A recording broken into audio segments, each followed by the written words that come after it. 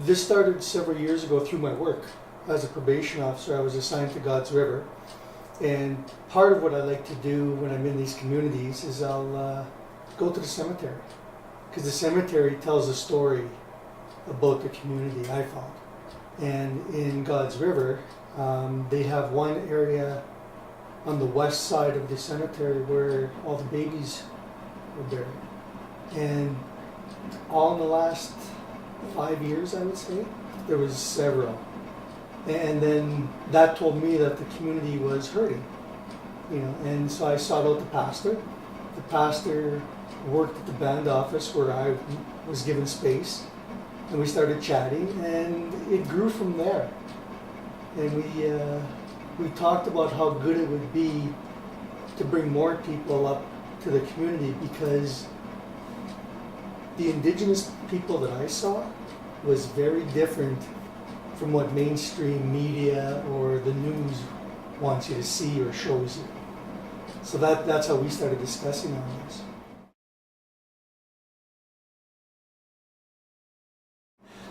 Marcel's a wonderful man. He's got a huge heart.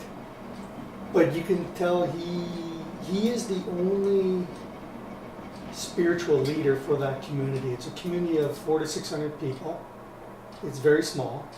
And there's only one church building, and he strives to bring the Word of God to the community. But when you understand some of the challenges they have and some of the breakdowns and hardships that the communities all endure, it's pretty tough for one person to do this. And my heart goes out to him for lasting this long. And he's strong in his spiritual faith, so I know he's got lots of support that way. But he's gone to other communities in Manitoba, in Northwest Ontario. He's brought other spiritual speakers into the community of God's Word. He's been very resourceful in his efforts to bring God's Word to the community.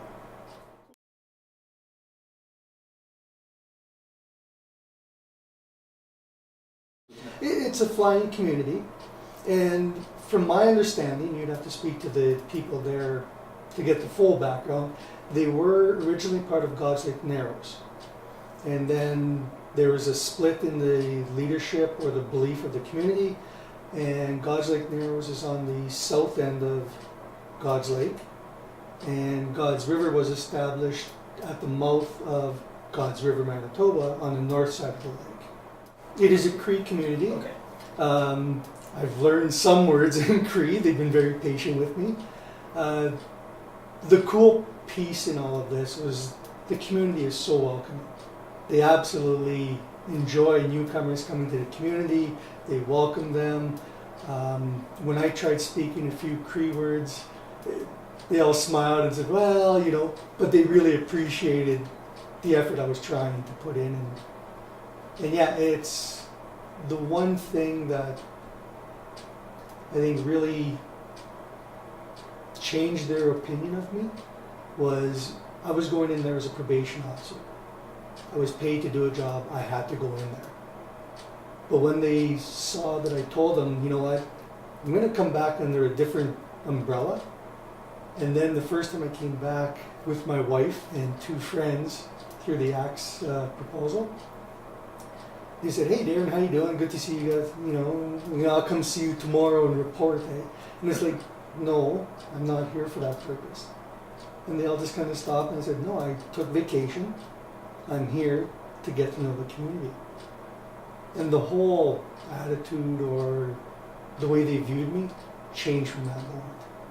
And it's pretty cool, and it's a different relationship already. Mm-hmm.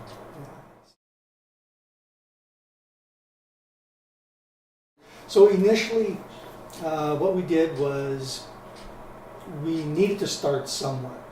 So what the best route that everybody involved kind of decided was, I'll go in with another couple, Jen and Kyle Kushner, and my wife. And then we went into the community and we met, well, when you go into a community, things change quite regularly. The pastor who was supposed to meet with us ended up with health issues. He wasn't there, so we ended up he made arrangements with his son-in-law and his son.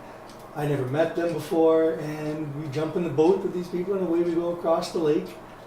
It's about a hour boat ride, and it's a big lake, I will say that. But when we got there, it was 2 cabins, no running water, no electricity.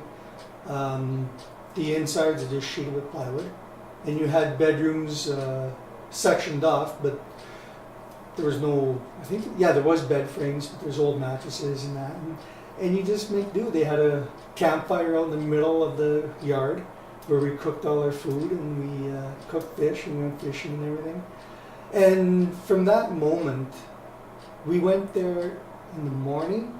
I think the first night we may have stayed by ourselves just with another person, and then by the second night we had a family come with kids and everything. They want to learn who we are and why we're there, sure. And that's what it's all about. Yeah. And by the time we left, we had friendships. We were sharing contact information, and when are you guys coming back?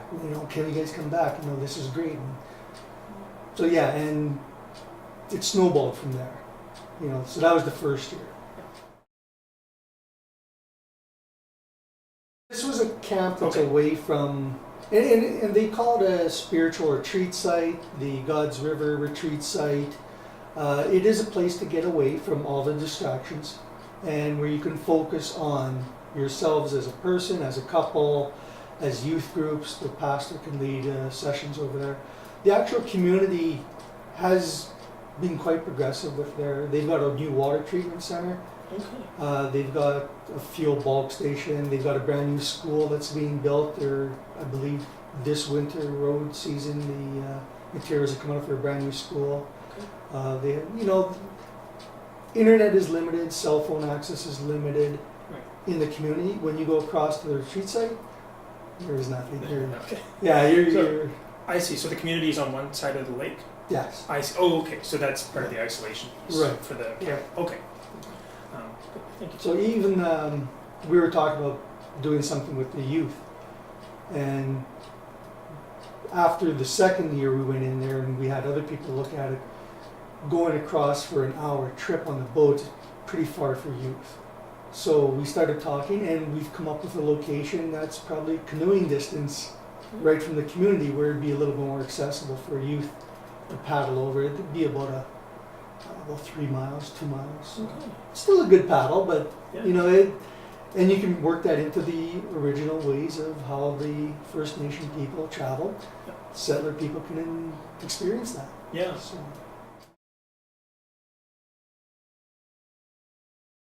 Pastor Marcel is very interested in trying to look at different ideas on how other church camps are set up. So he came down with his family, I think it was for medical reasons or something like that, and he asked if he could spend the night at Luther Village. And yeah, I think Jennifer Jans was very instrumental in making those arrangements. And it was arranged where he went over there with his family, and they spent the night in the cabin, and he took a little tour, so he got to see everything. And he wants to bring some of the ideas that he saw there. He still mentions to me, like, this building you guys have here, that's what I want. That would be very exciting to have up here, that type of thing. Right. So yes, he did stop in there, and so we shared some ideas already, and he got some ideas.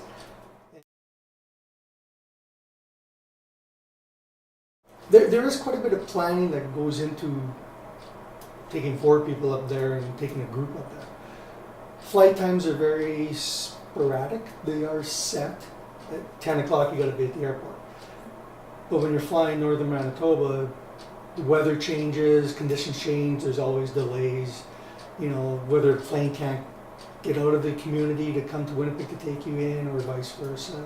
So you're flexible. We travel Perimeter Air, and Perimeter Air right now is a Dash 8. It's a very nice plane. 2 prop engines on the wing. You got overhead storage bins, just like on a regular jet. Okay. So other communities don't have that luxury of a big plane like that. You do have smaller ones. You have to bend over. You can't stand up in them. I've been in those. Yeah. Perimeter Air I found very helpful. They've given discounts once they find out it's a church group and you're going in for that. They'll do their best to try to make it affordable too.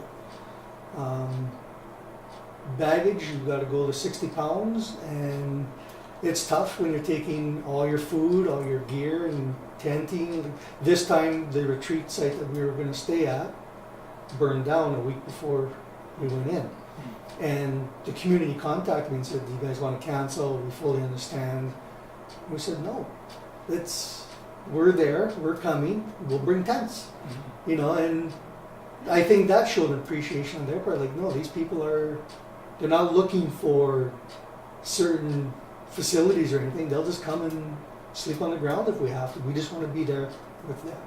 So, but yeah, when you get a group like that together, there was a few emails going back and forth from me asking me about how much it's going to cost. You're trying to do your best. Is it easier to charter a plane? You know, you look at all those, the cost ratios and everything, and yeah. And then when you get there, again, when you get flying to the community, you get off the plane. There's no buses. There's no taxi cabs. You're talking to the people who you made these arrangements with. They'll get their friends together who have trucks, and throw all the gear in the back of a truck. You jump in with whoever, and they'll drive you over to where the boats are, and you start unloading your gear. Or, yeah, it's. And from then on, the plan it was set, but then it's very fluid and dynamic after that. Because like we were there, it was raining. Okay. And when you get your gear off the plane, your gear is outside. They unload the plane and take it to a little area where there's a little roof over it. But you know, yeah, it's. Okay. There's not baggage handlers. There's no baggage handlers. No, it's all. To check your ticket. Yeah, exactly. It's. But it's a pretty unique and cool experience all at the same time. And then you start realizing what we take for granted. This is what they do every single time. This is their way of life. You know, and that's where I think a lot of people could benefit from appreciating what they see as a normal daily activity, where we would like, really? You expect me to do this?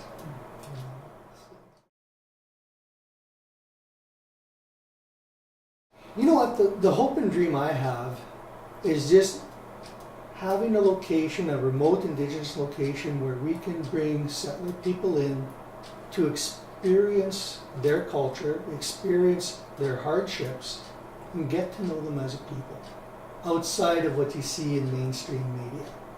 You know, live with them, eat with them, share with them. That's what I've always said, you know, and if you can do that, they're going to open up, you're going to open up, and the relationships we've built in a short time, in 2 years, is incredible. You know, we have, whenever they come down into Winnipeg now, they phone us up and say, hey, can you guys have time for supper? Can you guys get together? We'd like to see you guys again. And yeah, you know, they had a loss in the family recently. That one lady passed away in Winnipeg. She was from God's River. Our group got together, we signed a card, we sent up a card, and Pastor mentioned, no, we received the card, thank you very much. It was nice to know other people are thinking of us. So it's those relationships that I think are, I don't know if you can put a dollar value on it. I don't know if you can say where it's going to lead. But if we leave that to God's hands, who knows? Anything's possible. So.